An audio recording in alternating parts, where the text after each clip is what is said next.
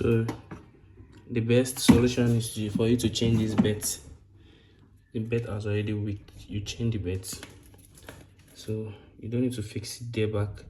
Get a new belt and fix it there, so it will work more efficient than the way it was washing before.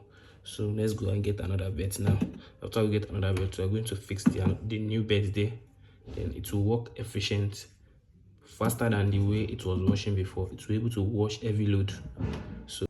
So I had to change the belt.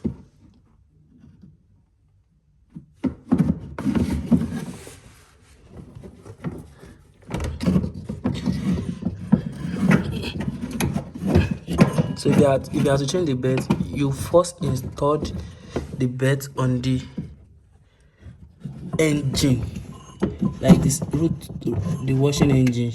I'm changing the belt for is only the washing that I use belt, so I'm putting it. So then you swipe until it fit in, and now it has fit in. So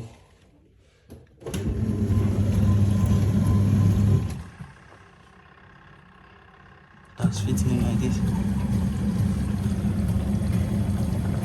So this is the belt. Change it. Nothing much.